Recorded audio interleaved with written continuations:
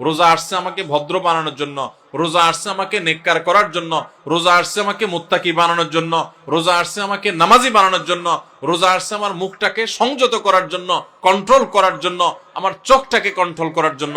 আমি হারাম জিনিস দেখবো না, খারাপ জিনিস দেখবো না। রোজা আসছে আমাকে ট্রেনিং দেওয়ার জন্য।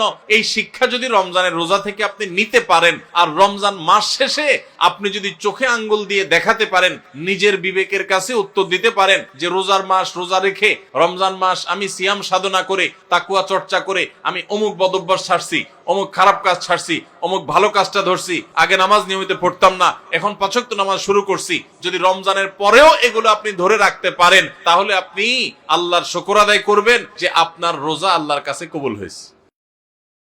রমজান হলো ইমানদারের আমল এবং ইবাদতের বসন্তকাল। বছরের 11 মাস আমাদের যে ইবাদত বন্দেগীতে ত্রুটি থাকে, বিচ্যুতি থাকে, যে পরিমাণ ঘাটতি থাকে, সে সকল ত্রুটি, বিচ্যুতি এবং ঘাটতিগুলো পূরণ করার এক সুবর্ণ সুযোগের নাম হলো রমজান মাস।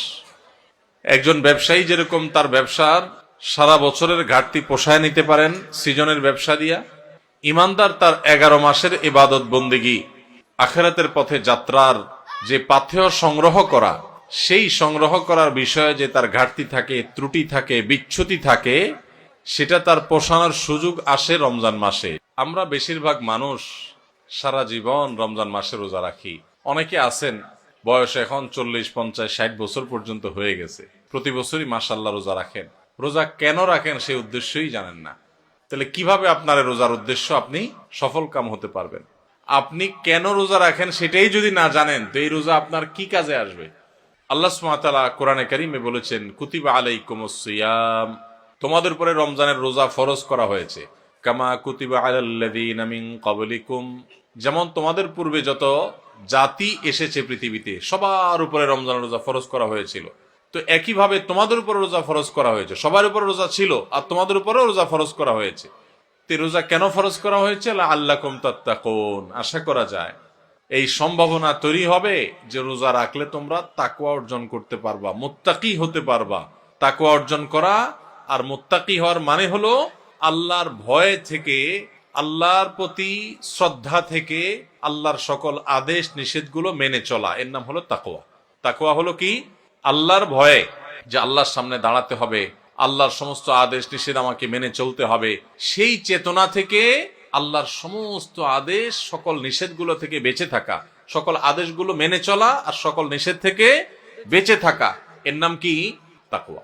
রমজানে আমরা রোজা রাখি মূলত এই তাকওয়া অর্জন করার জন্য। তাকওয়া শিখায় আমাদেরকে রোজা।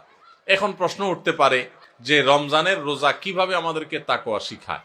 রোজার একটা নিকটবর্তী উদ্দেশ্য আছে, আরেকটা আছে দূরবর্তী উদ্দেশ্য। আমরা অনেক কাজ করি যে কাজগুলোর একটা প্রাথমিক উদ্দেশ্য থাকে, আরেকটা থাকে চূড়ান্ত উদ্দেশ্য। যেমন আপনি এখান থেকে রিকশায় উঠেছেন, রিকশায় উঠে আপনি মেইন রোডে যাবেন, বাড্ডা যাবেন, আফতাবনগর গেইটে যাবেন, রিকশায় উঠেছেন। আপনি আসলে বের হয়েছেন, আপনার মতিঝিলে কোনো কাজ আছে। তো আপনি যে রিকশায় উঠছেন, আপনাকে কেউ যদি জিজ্ঞাসা করে কই যাচ্ছেন, তখন এটার দুইটা উত্তর হতে পারে। একটা হতে পারে ভাই রিকশায় চড়ছি, রিকশায় করে আফতাবনগর যাব, বা রিকশায় করে বাড্ডা পর্যন্ত যাব। আরেকটা উত্তর হতে পারে ভাই মতিঝিল যাব, কারণ মতিঝিলে আপনি যাবেন, ওইটাই মূল উদ্দেশ্য। তো মতিঝিল গেলেও রিকশায় তো আর মতিঝিল যাবেন না, রিকশায় আপনি মেইন রোড পর্যন্ত যাবেন, এরপরে বাসে, সিএনজিতে করে আপনি বা অন্য কোনো কিছুতে করে আপনি মতিঝিল যাবেন। তো এই যে রিকশায় করে আপনি প্রথম একটা জায়গায় যাবেন, এরপরে আরেকটা গাড়িতে করে আপনি আপনার মূল জায়গায় যাবেন। এই মূল জায়গায় যাওয়াটা হলো চূড়ান্ত লক্ষ্য, আসল উদ্দেশ্য, শেষ উদ্দেশ্য। আর প্রাথমিক উদ্দেশ্য হলো ওই যে মেইন রোড পর্যন্ত যাওয়া। ঠিক একইভাবে রমজানের রোজার দুইটা উদ্দেশ্য আছে। কয়টা উদ্দেশ্য আছে? একটা হলো প্রাথমিক উদ্দেশ্য, আরেকটা হলো ফাইনাল উদ্দেশ্য। প্রাথমিক টার্গেট, প্রাথমিক লক্ষ্য হলো রমজানের রোজার, এর মাধ্যমে আমরা তাকওয়া অর্জন করব, মুত্তাকি হইতে পারবো। আর রোজার শেষ টার্গেট, চূড়ান্ত লক্ষ্য এবং যেখানে শেষ পর্যন্ত যেতে চাই, ওই যে শেষ গন্তব্য যেরকম মতিঝিল যাওয়া, এরকম রোজার শেষ গন্তব্য হলো আল্লাহকে সন্তুষ্ট করে জান্নাতে যাওয়া। এটা হলো রোজার শেষ উদ্দেশ্য, ফাইনাল উদ্দেশ্য। এখন প্রাথমিক উদ্দেশ্যটা যদি আপনি অর্জন করতে না পারেন, তাহলে ফাইনাল উদ্দেশ্যে কখনো আপনি যেতে পারবেন? আপনার মতিঝিলে যেতে হলে আপনাকে মেইন রোড পর্যন্ত আগে মেইন রোড পর্যন্ত যদি আপনি যেতে না পারেন তাহলে মতিঝিলে যেতে পারবেন। ঠিক একইভাবে রমজানের রোজা থেকে আগে আপনাকে মুত্তাকি হইতে হবে, আগে তাকওয়া অর্জন করতে হবে। রোজা রাখছেন, মুত্তাকি হইতে পারেন নাই, রোজা রাখছেন, তাকওয়া অর্জন করতে পারেন নাই, তাহলে আপনার ওই মেইন রোড পর্যন্ত যাওয়া হয় নাই। অতএব মতিঝিল পর্যন্ত যাওয়া অর্থাৎ জান্নাত পর্যন্ত যাওয়া, আল্লাহর সন্তুষ্টি লাভ, সেটাও অর্জন হবে না। আমি কি বুঝাইতে পারছি ভাইরা আমার? তাহলে এই যে রমজান আসছে, রোজা আসছে, প্রতি বছরই তো আমরা আলহামদুলিল্লাহ বেশিরভাগ মানুষই তো রোজা রাখি। আমাদের নিজেদেরকে জিজ্ঞাসা করতে হবে, রোজার যে প্রাথমিক উদ্দেশ্য আছে সেটা আমি হাসিল করতে পারলাম কি পারলাম না। যদি আমি রোজার প্রাথমিক উদ্দেশ্য হাসিল করতে না পারি, তাহলে রোজার আসল উদ্দেশ্য যে আল্লাহকে খুশি করে জান্নাতে যাওয়া, সেটা কোনোদিনই অর্জন হবে না। এবার তাহলে আমাদের হিসাব মিলাইতে হবে যে রোজা রাখার পর আমি মুত্তাকি হইতে পারছি কিনা। আসেন একটু আমরা হিসাব মেলানোর চেষ্টা করি। ভাইরা আমার, রমজানের রোজা রেখে আপনি যদি অন্যায় কাজ ছাড়তে পারেন, গুনাহের কাজ ছাড়তে পারেন, পাপের কাজ ছাড়তে পারেন, আল্লাহর সমস্ত আদেশগুলো মেনে চলতে পারেন, আপনি রোজাদার।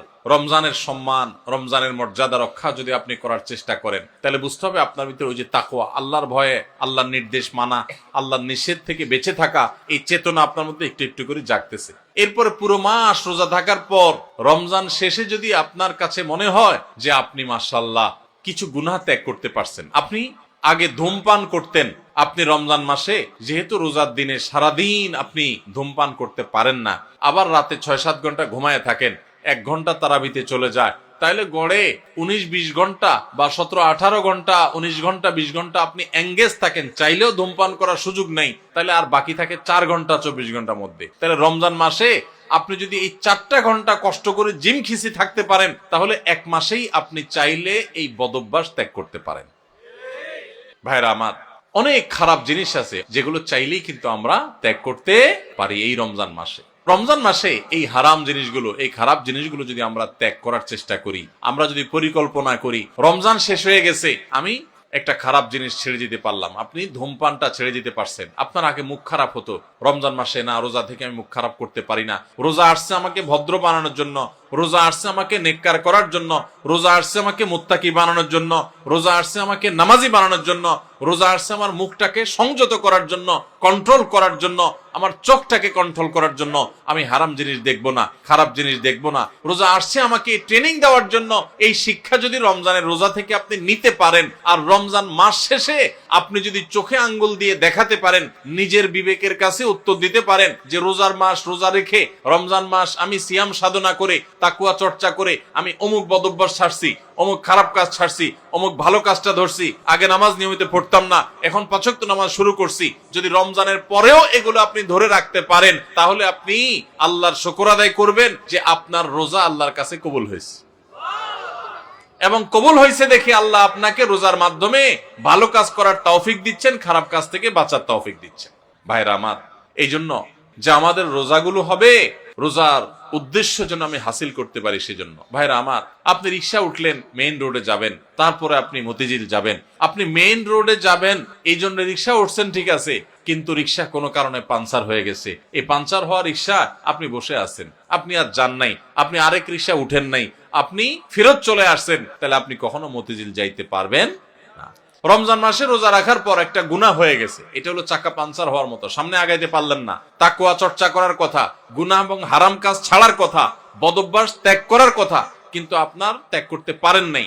তাহলে আপনি ওই যে চাকা পাঞ্চার হয়ে যাওয়ার মতো থেমে থাকবেন না, আরো সামনে অগ্রসর হবেন, আরো শক্তিশালী ভাবে অগ্রসর হবেন।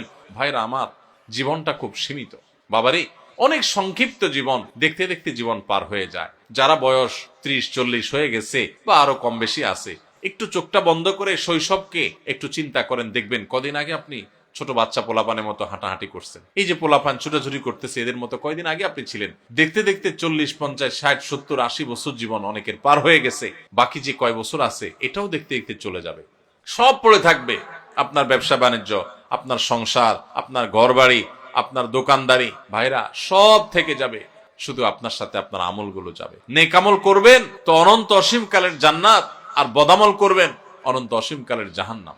ভাইরা আমার, সেজন্য রমজান আসছে আমাদেরকে পরিশুদ্ধ করার জন্য, আমাদের মুত্তাকি বানানোর জন্য। মুত্তাকি হব তো ইনশাআল্লাহ, হারাম কাজ ছাড়বো তো ইনশাআল্লাহ।